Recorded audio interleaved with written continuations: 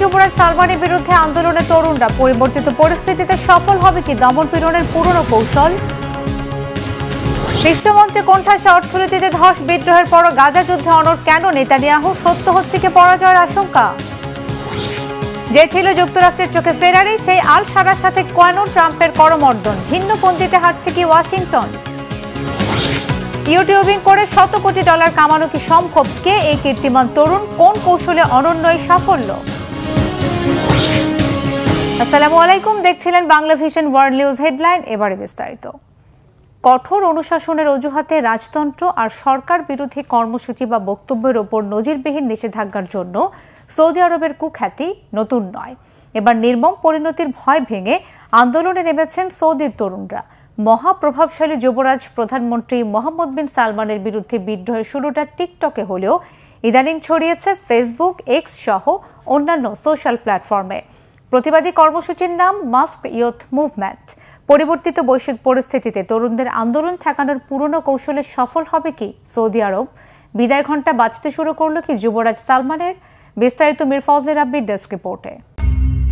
ফিলিস্তিনের গাজায় যখন চলছে শতাব্দীর অন্যতম ভয়াবহ মানবিক বিপর্যয়, যখন ধ্বংসস্তূপে চাপা পড়ছে শত শত প্রাণ, ঠিক তখনই সৌদি আরবের আকাশে উঠছে রঙিন আতশবাজি, ডিজে পার্টি, লাস্যময় নৃত্য, এয়ার শো, কনসার্ট, সব মিলিয়ে পশ্চিমা সংস্কৃতির উন্মাদনা ছড়িয়ে বিতর্কের জন্ম দিয়েছে সৌদি আরব। আর এই বিতর্কের কেন্দ্রে রয়েছেন MBS খ্যাত সৌদি ক্রাউন প্রিন্স মোহাম্মদ বিন সালমান। বিন সালমান এখন হয়ে উঠেছেন সৌদি আরবের সর্বময় ক্ষমতার অধিকারী। তার উদার সংস্কার ও ভীষণ 2030-এর মতো উদ্যোগকে প্রশংসায় ভাসাচ্ছেন বিশ্বনেতারা। কিন্তু ওয়েস্টার্ন লাইফস্টাইলের প্রতি দুর্বলতা আজ তাকে বিশ্বমঞ্চে প্রশ্নবিদ্ধ করেছে। দিন কয়েক আগেই যুক্তরাষ্ট্রের সাথে ইতিহাসের সবচেয়ে বড় অস্ত্র চুক্তি করেছে সৌদি আরব। ট্রাম্পের সাম্প্রতিক সফরে সৌদির বিনিয়োগ ফোরামে মোট 145টি চুক্তি স্বাক্ষর হয়েছে, যার মোট মূল্য $300 বিলিয়ন বেশি বলে দাবি করা হয়েছে। শুধু তাই নয়, আগামী বছর থেকে দেশটির 600টি নির্ধারিত স্থানে মদ বিক্রির অনুমোদন দিতে যাচ্ছে সৌদি প্রশাসন। অন্যদিকে ধনী আরব রাষ্ট্র হয়েও গাজার গণহত্যা বন্ধে কার্যকরী কোনো পদক্ষেপ নিতে পারেনি সৌদি আরব। উল্টো ফিলিস্তিনি জনগণের সঙ্গে সংহতি প্রকাশ করে স্লোগান দেওয়াও নিষিদ্ধ করেছে দেশটি। গত মার্চে গাজায় ইসরায়েলি আগ্রাসনের তীব্র নিন্দা জানাতে মাত্র 27 শব্দের দায়সারা বিবৃতি দিয়ে বিতর্কের মুখে পড়ে সৌদি প্রশাসন। এমন অবস্থায় সৌদি আরবে প্রথমবারের মতো ক্রাউন প্রিন্স সালমানের বিরুদ্ধে তরুণদের এক নজিরবিহীন আন্দোলন দেখা যাচ্ছে। মাস্ক ইয়ুথ মুভমেন্ট নামে এই তরুণ আন্দোলন শুরু হয়েছে টিকটকে, যা এখন দাবানলের মতো ছড়িয়ে পড়ছে ফেসবুক, এক্স সহ অন্যান্য সোশ্যাল প্ল্যাটফর্মে। সংবাদ মাধ্যম মিডল ইস্ট আইয়ের এক প্রতিবেদনে বলা হয়, আন্দোলনকারীরা চোখ মুখ ঢেকে কণ্ঠ পরিবর্তন করে এবং নাম পরিচয় গোপন রেখে ভিডিও প্রকাশ করছেন, যেখানে MBS এর শাসন ব্যবস্থার কঠোর সমালোচনা করা হচ্ছে। এই তরুণরা সরাসরি অভিযোগ করছেন MBS এর সরকার নাগরিক স্বাধীনতা কেড়ে নিচ্ছে, দুর্নীতিগ্রস্ত প্রশাসন গড়ে তুলছে আর উন্নয়নের নামে চালাচ্ছে $1 বিলিয়ন বিনোদন শো। বিশেষ করে সৌদি আরবে সাম্প্রতিক সময়ের কনসার্ট, নাচ গান, খোলামেলা বিনোদন ও বিভিন্ন ইভেন্ট নিয়ে অনেকেই ক্ষুব্ধ। তারা বলছেন এসব কর্মকাণ্ড ইসলামী মূল্যবোধ ও সৌদি সমাজের ঐতিহ্য বিরোধী। আন্দোলনকারীরা পশ্চিমা সংস্কৃতির আগ্রাসন থেকে মুসলিমদের পবিত্র 2 নগরী মক্কা ও মদিনাকে রক্ষার আহ্বান জানাচ্ছেন। কেউ কেউ বলছেন এটি বিদেশে থাকা সৌদি নাগরিকদের তৈরি ষড়যন্ত্র। আবার অনেকেই প্রশ্ন করছেন, এত তরুণ কণ্ঠ একসাথে আওয়াজ তুলছে কেন? এ কি কেবল বাইরের এজেন্ডা, নাকি সত্যি সৌদি আরবের তরুণ সমাজ এখন ভেতর থেকে ফুঁসে উঠছে? আন্দোলনের সদস্যদের নিরাপত্তা নিয়েও উদ্বেগ প্রকাশ করছেন অনেকে। সৌদি সরকার সাধারণত এই ধরনের সমালোচনাকে কঠোরভাবে দমন করে থাকে। সামাজিক যোগাযোগ মাধ্যমে প্রকাশিত ভিডিও বা মন্তব্যের জন্য অনেক সময় গ্রেফতার, কারাদণ্ড বা ভ্রমণ নিষেধাজ্ঞা দেওয়া হয়। ফলে রাজনৈতিক দূরদর্শিতার অভাবে MBS তার নিজের ভিত্তিকেই দুর্বল করে দিচ্ছেন কিনা সে প্রশ্ন থেকেই যায়। মীর ফজলে রাব্বি, বাংলা ভিশন।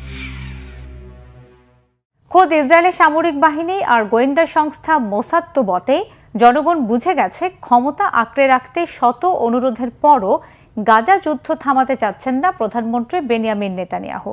এজন্য বৈশ্বিক পরিমণ্ডলে একঘরে হওয়া শুধু নয়, ঘরের ভেতরে বিদ্রোহ আর অর্থনীতিতে ধস নামার মাসুল মেনে নিতেও আপত্তি নেই।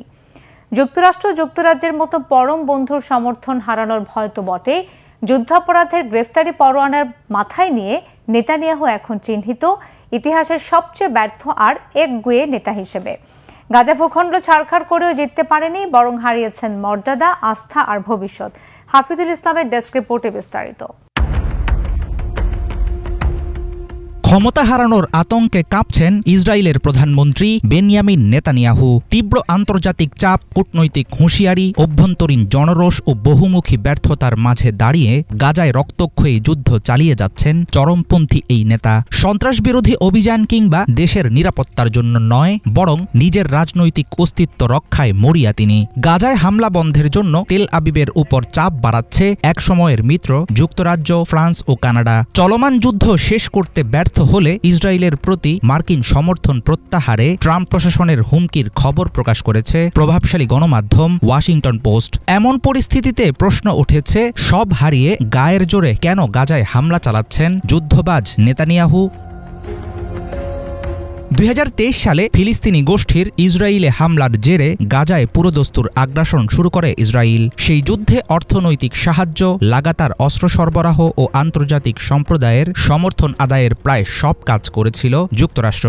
নেতানিয়াহুর অন্যান্য মিত্রদেরও ছিল অকুণ্ঠ সমর্থন। কিন্তু গাজা যুদ্ধ শুধুই সন্ত্রাস দমন কিংবা ইসরায়েলের আত্মরক্ষার লড়াই, এখন আর সেটা বিশ্বাস করছে না আন্তর্জাতিক মহল। পশ্চিমা রাষ্ট্রগুলোর কূটনীতিক থেকে শুরু করে ইসরায়েলের নিজস্ব রাজনীতিবিদ এবং দেশের জনসাধারণ বুঝতে পারছে, ব্যক্তিগত স্বার্থে বিপুল বাধা সত্ত্বেও যুদ্ধকে টেনে নিয়ে যাচ্ছেন নেতানিয়াহু। ক্ষমতার লোভে অন্ধ এই নেতার ব্যক্তিগত একগুঁয়েমির মূল্য দিচ্ছে ইসরায়েলি যুদ্ধবন্দী ও গাজার জনগণ। গাজায় চলমান যুদ্ধ বন্ধ হলে 2023-এর 7 অক্টোবরের ঘটনা নিয়ে নেতানিয়াহুর বিরুদ্ধে শুরু হবে জোর তদন্ত। তাকেই নিতে হবে ইসরায়েলের ইতিহাসে সবচেয়ে বড় নিরাপত্তা ব্যর্থতার দায়। যুদ্ধের আওয়াজে যেন চাপা পড়ে থাকে রাজনৈতিক জবাবদিহিতার দাবি, সেজন্যই যুদ্ধকে দীর্ঘায়িত করছেন নেতানিয়াহু। হামাস নির্মূল করার প্রতিশ্রুতি দিলেও এক্ষেত্রে ব্যর্থ হয়েছেন তিনি। এই যুদ্ধ এখন ইসরায়েলের নয়, বরং নেতানিয়াহুর ভবিষ্যৎ বাঁচানোর হাতিয়ার। নিজের মন্ত্রী পরিষদ থেকেও উঠেছে এমন গুঞ্জন। দ্য গার্ডিয়ান ও ফিনান্সিয়াল এক্সপ্রেসের রিপোর্টে উঠে এসেছে এসব তথ্য। গাজা যুদ্ধের কারণে আন্তর্জাতিক অঙ্গনে ব্যাপক সমালোচনার মুখে পড়েছে ইসরায়েল। যুদ্ধাপরাধের অভিযোগে নেতানিয়াহুর বিরুদ্ধে জারি আছে আন্তর্জাতিক অপরাধ আদালতের গ্রেফতারি পরোয়ানা। যুদ্ধের ব্যয় মেটাতে হিমশিম খাচ্ছে ইসরায়েল। বিনিয়োগ হ্রাস, পর্যটন শিল্পে মন্দা, আন্তর্জাতিক মিত্রদের মুখ ফিরিয়ে নেয়ার মতো ঘটনায় ক্রমাগত দুর্বল হয়ে পড়ছে দেশটির অর্থনীতি। দীর্ঘদিনের মিত্র যুক্তরাষ্ট্রের সঙ্গেও দেখা দিয়েছে টানাপোড়েন। মার্কিন প্রেসিডেন্ট ডোনাল্ড ট্রাম্পের সাম্প্রতিক মধ্যপ্রাচ্য সফরে ইসরায়েলকে উপেক্ষা করা এবং সৌদি আরব, কাতার ও সংযুক্ত আরব আমিরাতের সঙ্গে সম্পর্ক বৃদ্ধি তেল আবিবের জন্য ছিল বড় এক কূটনৈতিক ধাক্কা। বিমান, নৌসেনা সহ ইসরায়েলের সবচেয়ে ক্ষমতাধর ইউনিটগুলোর পাশাপাশি গোয়েন্দা সংস্থা মোসাদ পর্যন্ত এখন প্রকাশ্যে যুদ্ধের বিরুদ্ধে অবস্থান নিয়েছে। সামরিক কর্মকর্তারা স্পষ্ট করে বলছেন, গাজায় আগ্রাসন এখন দেশের স্বার্থে নয়, বরং একজন ব্যর্থ নেতার ক্ষমতা আঁকড়ে থাকার মরিয়া চেষ্টার ফসল। CNN এর এক প্রতিবেদনে দেখা গেছে 70% ইসরায়েলি চায় বন্দীদের মুক্তির বিনিময়ে যুদ্ধ বন্ধ হোক। গাজাকে ধ্বংসস্তূপে পরিণত করেও আসলে জিততে পারেননি নেতানিয়াহু। শুধু ফিলিস্তিন নয়, নিজের দেশকেও তিনি ঠেলে দিচ্ছেন ঘোর অন্ধকারে। বিশ্লেষকদের আশঙ্কা, যুদ্ধ জয় তো পরের কথা, চরম অপমান মাথায় নিয়ে নেতানিয়াহুকে ছাড়তে হবে প্রধানমন্ত্রীর আসন। হাফিজুল ইসলাম, বাংলা ভিশন। এদিকে দখলদার ইসরায়েলি বাহিনীর বিমান হামলায় 9 সন্তানের নির্মম মৃত্যুতে স্তব্ধ হয়ে গেছেন ফিলিস্তিনি নারী চিকিৎসক আলা আল নাজ্জার। হাসপাতালের আইসিইউতে 11 বছরের সন্তান আর চিকিৎসক স্বামী কখনো কল্পনাও করেননি আহত ফিলিস্তিনিদের চিকিৎসা দেওয়ার মাসুল এতটা নৃশংস হতে পারে। ইসরায়েলকে অনিচ্ছাকৃত বলার চেষ্টা করলেও অগণিত নজিরে যা প্রশ্নবিদ্ধ। জাতিসংঘ কর্মকর্তা, চিকিৎসক আর মানবাধিকার কর্মীরা নিন্দায় সরব হলেও বিবেকের ঘুম ভাঙবে কি প্রভাবশালী আরব নেতাদের? বিস্তারিত মেহরাব হোসেন খানের ডেস্ক রিপোর্টে। বিশ্ব মানবতাকে প্রতিনিয়ত পায়ের নিচে মারিয়ে গাজায় বর্বরতার চরম মাত্রা আর নজির নিয়মিত ভাঙার উন্মত্ত নেশা থামছে না দখলদার ইসরায়েলের। যেন প্রাণীকুলে নৃশংস আচরণের জন্য পরিচিত হায়নাকেও হার মানানোর প্রতিযোগিতায় নেমেছে মানুষরূপী ইসরায়েলি সেনারা। গোলাবর্ষণে ফিলিস্তিনিদের শরীর ছিন্ন ভিন্ন করে বিভৎসতায়ও মন ভরছে না। স্থল অভিযানে পরিবারের সামনে হত্যা করা হচ্ছে বাবা, মা, সন্তান আর স্বজনদের। টানা 11 সপ্তাহ ত্রাণের বহর আটকে ফিলিস্তিনিদের ক্ষুধার যন্ত্রণায় তিলে তিলে মারার নির্মমতাও ইহুদি রাষ্ট্র ইসরায়েল যে এগিয়ে তার বাস্তব প্রমাণও দেখছে বিশ্ববাসী। অপ্রতুল চিকিৎসা সরঞ্জামের পরও আহত ফিলিস্তিনিদের বাঁচানোর যুদ্ধে থাকা চিকিৎসকদের রেহাই দিচ্ছে না দখলদার বাহিনী। এবার গোলাবর্ষণে পুড়িয়ে মারা হয়েছে চিকিৎসক দম্পতির 9 সন্তানকে। কি অপরাধ ছিল চিকিৎসক মায়ের নিষ্পাপ সন্তানদের? রক্তচক্ষু উপেক্ষা করে ফিলিস্তিনিদের চিকিৎসা দেয়াই কি কাল হলো? এত বর্বরতা দেখার পরও কি জাগবে না প্রভাবশালী আরব নেতাদের ঘুমন্ত বিবেক? বাবা আর স্বজনদের সাথে ফুটফুটে শিশুদের প্রাণোচ্ছলে ছবি এখন কেবলই স্মৃতি।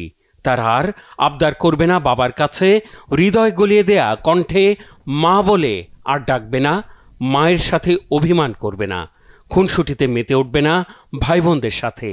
চিকিৎসক মাকে চরম শিক্ষা দিতে বুঝে শুনে নির্মম কায়দায় তাদের হাসি চিরতরে থামিয়ে দেয়া হয়েছে। হামলার সময় হাসপাতালে ফিলিস্তিনিদের সেবায় ব্যস্ত ছিলেন মা আলা আল নাজ্জার। After my mother call with his brother Hamdi Yahya Najjar. এই হামলার সময় আমার মামি আল আমির আল নাজ্জার হাসপাতালে শিশুদের বিভাগে চিকিৎসা দিচ্ছিলেন।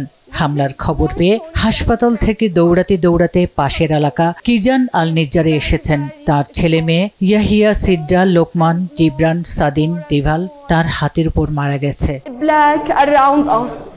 ফিলিস্তিনি চিকিৎসক শিশু বিশেষজ্ঞ আলা আল নাজ্জারের বাসায় হামলা হয় পবিত্র জুমার দিনে। ফিলিস্তিনি ওই নারী চিকিৎসকের বাড়ি লক্ষ্য করে বিমান হামলার পর আগুন ছড়িয়ে পড়ে। 10 ভাই বোনের মধ্যে 9 জনকেই ওই বিমান হামলায় পুড়িয়ে মারা হয়। ধ্বংসস্তূপে চাপা পড়ে পুড়ে অঙ্গার হওয়া শিশুদের বয়স 9 থেকে 12 বছরের মধ্যে। তাদের বাবা হামদি আল নাজ্জারকে জীবিত উদ্ধার করা গেলেও মাথায় ও বুকে গুরুতর ক্ষত থাকায় তাৎক্ষণিক নেওয়া হয় খান ইউনিসের নাসের হাসপাতালে, রাখা হয় আইসিইউতে। হাসপাতাল থেকে জানানো হয়েছে ফেটে গেছে তার মাথার খুলি। আহত অবস্থায় উদ্ধার করা হয়েছে চিকিৎসক মায়ের একমাত্র বেঁচে থাকা 11 বছর বয়সী সন্তান আদমকে। তাকে চিকিৎসক মায়ের তত্ত্বাবধানে হাসপাতালের আইসিইউতে রাখা হয়েছে। ডক্টর হামিদ আল নাজ্জার, ডাক্তার আলা এবং ডাক্তার হামিদ আল নাজ্জারের বাড়ি লক্ষ্যবস্তুতে পরিণত করা হয়েছিল। তাদের 10 সন্তানের মধ্যে 9 জনকে নির্মমভাবে হত্যা করা হয়েছে। গুরুতর আহত হয়েছে তার স্বামী আর এক শিশু। নাসের হাসপাতালে কর্মরত ডাক্তার আলা একজন শিশু বিশেষজ্ঞ। এরপরও তিনি সেবামূলক কাজ থামাননি। ইসরায়েলি বাহিনী হাসপাতাল, ডাক্তার আর তাদের বাসাবাড়ি লক্ষ্য করে প্রাণঘাতী হামলা চালিয়ে গণহত্যা অব্যাহত রেখেছে। ফিলিস্তিনে কর্মরত নরওয়ের স্বেচ্ছাসেবী চিকিৎসক ডাক্তার ম্যাটস গিলবার্টের স্পষ্টভাষী এই প্রতিক্রিয়া সামাজিক মাধ্যমে শেয়ার করেছেন জাতিসংঘের মানবাধিকার বিষয়ক বিশেষ র্যাপোর্টিয়ার ফ্রান্সেসকা আলবানিজ। একে ইসরায়েলি গণহত্যার নতুন ধরনের কৌশল বলেছেন তিনি। এই অপতৎপরতা বন্ধে বিশ্ব নেতাদের কার্যকর পদক্ষেপ নেয়ার আহ্বানও জানিয়েছেন জাতিসংঘের মানবাধিকার বিষয়ক এই কর্মকর্তা। সজ্ঞানে এই হত্যাকাণ্ড চালানোর পর নিন্দা আর তীব্র সমালোচনার জেরে দায়সারা তদন্ত কমিটি গঠনের ঘোষণা দিয়েছে ইসরায়েলের প্রতিরক্ষা মন্ত্রণালয়। বরাবরের মতো বলা হয়েছে হামলার উদ্দেশ্য ছিল সন্দেহভাজন প্রতিরোধ যোদ্ধাদের সম্ভাব্য অবস্থান। আর নতুন করে স্থল অভিযান শুরুর পর খান ইউনিসের মতো যুদ্ধক্ষেত্র থেকে বেসামরিক ফিলিস্তিনিরা সরে না যাওয়াকে দুষেছে ইসরায়েলি কর্তৃপক্ষ। প্রশ্ন হচ্ছে, খান ইউনিস থেকে সরে কোথায় যাবেন ভাগ্যবঞ্চিত ফিলিস্তিনিরা? গাজার কোনো অঞ্চল কি হামলার লক্ষ্যবস্তু থেকে বাদ রেখেছে দখলদার সেনারা? Mehrab Hussain Khan, Bangla Vision, news desk. Israeli বাহিনী গাজায় অভিযান চালানোর সময় স্থানীয়দের মানবঢাল হিসেবে ব্যবহার করার অভিযোগ নতুন নয়। এবার আন্তর্জাতিক বার্তা সংস্থা এপির প্রতিবেদনে ইসরায়েলি সেনাদের এই অপকর্মের গোমর ফাঁস হয়েছে। প্রতিবেদনে বলা হয়েছে, সুড়ঙ্গ বা ভবনের ভেতরে বিস্ফোরক থাকার সন্দেহ হলে ফিলিস্তিনিদের ধরে জোর করে পাঠানো হয় ভেতরে। ব্যবহার করা হয় টোপ হিসেবে। বিস্তারিত ডেস্ক রিপোর্টে। গাজা ইসরায়েলের নৃশংসতা এমন এক মাত্রায় পৌঁছেছে যেখানে আর কোনো মানবিকতার চিহ্ন অবশিষ্ট নেই। সেখানে প্রতিটি মুহূর্ত যেন মৃত্যুর প্রতীক্ষা। সম্প্রতি প্রকাশিত একটি গোপন তথ্য থেকে এই ভয়াবহ পরিস্থিতির বাস্তবতা আরও ব্যাপকভাবে সামনে এসেছে। ওই তথ্যে ইসরায়েলি সেনাদের একটি বাক্য উঠে এসেছে, একটি মশানো। এটি একটি কোড নেম যার আড়ালে লুকিয়ে আছে ভয়ানক নিষ্ঠুরতা। দখলদার বাহিনী একটি মশানো কথাটি দ্বারা মূলত গাজাবাসীদের ইঙ্গিত করে থাকে। ঊর্ধ্বতন কর্মকর্তারা যখন এই কথাটি বলে কোনো নির্দেশনা দেন, তখন সৈন্যরা গাজার যে কোনো এক বাসিন্দাকে রাস্তা কিংবা আশেপাশের এলাকা থেকে ধরে এনে তাকে মানব ঢাল হিসেবে ব্যবহার করে। কোনো ভবন বা সুড়ঙ্গে অভিযান চালানোর সময় গাজাবাসীদের আটক করে তাদের মানব ঢাল হিসেবে ব্যবহার করে দখলদার ইসরায়েলি সেনারা। এই বাসিন্দাদের ভবন বা সুড়ঙ্গে পাঠিয়ে সেনারা নিজেরা থাকে পেছনে। যদি সেখানে কোনো বিস্ফোরক বা গাজার যোদ্ধাদের উপস্থিতি থাকে, তাহলে মানব ঢাল হিসেবে ব্যবহার হওয়া ওই ব্যক্তিকেই আগে মৃত্যুর মুখে ঠেলে দেওয়া হয়। ২৪ মে ২ ইসরায়েলি সেনা ও প্রত্যক্ষদর্শীদের বরাতে বার্তা সংস্থা এপির একটি প্রতিবেদনে এই তথ্য জানানো হয়। যদিও আন্তর্জাতিক আইন অনুযায়ী বেসামরিক জনগণকে কোনো ধরনের সামরিক অভিযানে জড়ানো সম্পূর্ণভাবে নিষিদ্ধ, তবে ইসরায়েলি বাহিনী গাজা ও পশ্চিম তীরে আগে থেকেই এই ধরনের কৌশল ব্যবহার করে আসছিল, আর গাজায় চলমান যুদ্ধে এটি অতিমাত্রায় ব্যবহার করা হয়।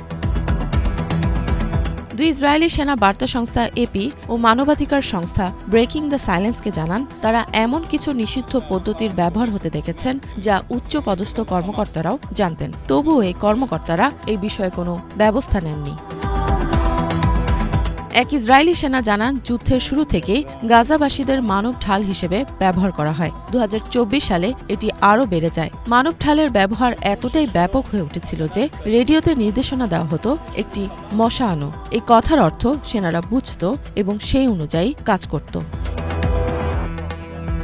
ওই সেনা আরও জানান, তিনি গাজায় প্রায় ৯ মাস কাজ করেছেন। এই সময়ের ভেতর তিনি দেখেন সেনাবাহিনীর প্রায় সব ইউনিটই এই পদ্ধতি ব্যবহার করে থাকে। তারা চাইলেই রাস্তা থেকে গাজাবাসীদের ধরে এনে মানব ঢালের মতো ব্যবহার করতে পারত। মানব ঢাল হিসেবে কাজ করার সময় অনেক গাজাবাসী নিহত হয়েছেন। ওই ইসরায়েলি সেনা জানান, একজনকে একটি বাড়িতে প্রবেশ করানো হয়েছিল, তবে সেখানে আগে থেকেই অন্য ইসরায়েলি সেনারা ছিল। তারা তাকে যোদ্ধা মনে করে গুলি চালালে ওই ব্যক্তির সাথে সাথেই মারা যান। এরপরই এক উচ্চপদস্থ সেনা কর্মকর্তা নির্দেশ দেন, মানব ঢাল হিসেবে ব্যবহার করা গাজাবাসীদের ইসরায়েলি সেনার পোশাক পরাতে হবে। ইফাত জাহান, বাংলা ভিশন। জঙ্গি গোষ্ঠী আল কায়েদার যে সদস্যকে ধরতে তার মাথার দাম ঘোষণা করেছিল যুক্তরাষ্ট্র, 7 বছর পর সে একই ব্যক্তির সাথে বৈঠক করলেন, এমনকি হাত মেলালেন মার্কিন প্রেসিডেন্ট ডোনাল্ড ট্রাম্প। চলতি মাসে মধ্যপ্রাচ্য সফরে গিয়ে ট্রাম্প সিরিয়ার অন্তর্বর্তীকালীন প্রেসিডেন্ট ও সাবেক আল কায়েদা সদস্য আহমেদ আল সারার সাথে বৈঠকের পরই এই নিয়ে প্রশ্ন উঠেছে, নানান প্রশ্ন। বলা হচ্ছে, হঠাৎ কোন স্বার্থে সিরিয়া থেকে নিষেধাজ্ঞা তুলে নিল আমেরিকা? কেন ইসরায়েলের সাথে সম্পর্ক স্বাভাবিক করতে বললেন ট্রাম্প? মধ্যপ্রাচ্যে ইরান ও তার সমর্থিত গোষ্ঠীগুলোকে দুর্বল করতেই কি বলছেন বিশ্লেষকরা? শহীদ আরাফাতের ডেস্ক রিপোর্ট।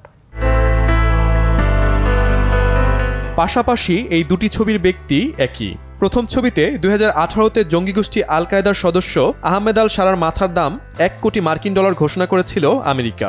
মাত্র 7 বছরের মাথায় এসে সেই একই ব্যক্তির সাথে হাত মেলালেন কে? খোদ মার্কিন প্রেসিডেন্ট ডোনাল্ড ট্রাম্প। তবে আল সারা এখন আর আল কায়েদার সদস্য নন, তিনি এখন সিরিয়ার অন্তর্বর্তীকালীন প্রেসিডেন্ট। চলতি মাসের 14 তারিখে মধ্যপ্রাচ্য সফররত মার্কিন প্রেসিডেন্ট ট্রাম্পের সাথে বৈঠক করেন আল সারা। সে সময় আল সারার সাথে শুধু হাতই মেলাননি, তাকে একজন আকর্ষণীয় তরুণ ও শক্তিশালী যোদ্ধা বলেও প্রশংসায় ভাসিয়েছিলেন প্রেসিডেন্ট ট্রাম্প। সিরিয়ার ওপর থেকে নিষেধাজ্ঞা তুলে নেওয়ার ঘোষণাও দেন ট্রাম্প। শুধু সাবেক আল কায়েদার সদস্য নয়, এই বৈঠকের মধ্য দিয়ে 25 বছরের রেকর্ড ভাঙল মার্কিন প্রশাসন। কেননা গেল 25 বছরে সিরিয়ার কোনো প্রেসিডেন্টের সাথে সরাসরি বৈঠকে যোগ দেননি যুক্তরাষ্ট্রের কোনো প্রেসিডেন্ট। একে তো আল কায়েদার সাবেক সদস্য, তারপর আবার সিরিয়ার মতো যুদ্ধবিধ্বস্ত দেশের অন্তর্বর্তীকালীন সরকার। সব মিলে কি এমন স্বার্থ উদ্ধারে আল সারাকে ফ্রন্ট লাইনে নিয়ে এলেন ট্রাম্প? মধ্যপ্রাচ্যে নতুন কোনো চাল খেলছেন কি মার্কিন প্রেসিডেন্ট? তিনি কি ইরান বিরোধী জোট তৈরি করতে ইসরায়েলের সাথে সম্পর্ক স্বাভাবিক করতে বলছেন আল শারাকে?